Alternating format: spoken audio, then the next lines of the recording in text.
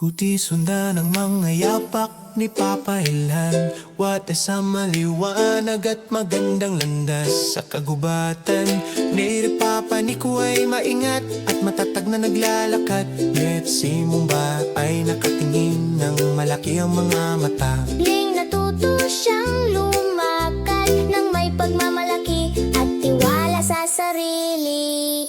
Lalutod, mahapang sa maliit na troso. Di matatag si Papa, hindi bumabagsak. Si Mumba ay dahan-dahang tumitingin at nakamasid.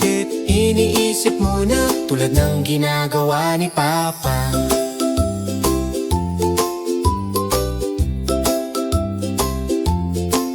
Hudi sundan ng mga yapak ni Papa ng malapit. Isang maliit na hakbang, walang dapat katakutan. Nori tingnan muna sa kasubukan mismo. Nagsisimula ang pagkatuto sa isang simpleng plano. Barado ang daan, ano ang gagawin natin ngayon? Nag-iisip si Papa, nag-iisip din si Mumba. Dahan-dahang lumingon sa paligid ng podle. Perhi sa mga banayad na galaw ay tumutulong sa paglago ng pagkatuto. Hudi sundan ang mga yapak ni Papa ng magaan.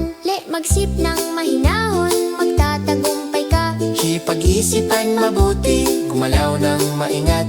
May ang matatalinong maliliit na hakbang ay magdadala sa iyo sa paroroonan.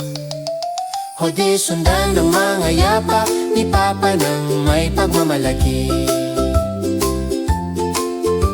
Tumayo ng tuwid at sabihin ng malakas, Lord, kaya kong subukan, kaya kong gawin.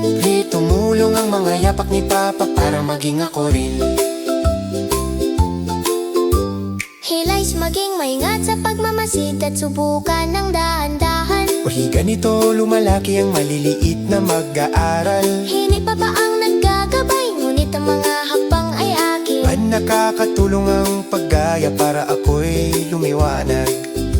Pagkas ang araw, nagpapahinga ang kagubatan. Lilong umiti si Papa, ginawa ni Mumba ang kanyang pinakamahusay. Di sundan ng mga yapak ni Papa, mananatili magpakailanman. Ikis sa puso ni Mumba bawat araw.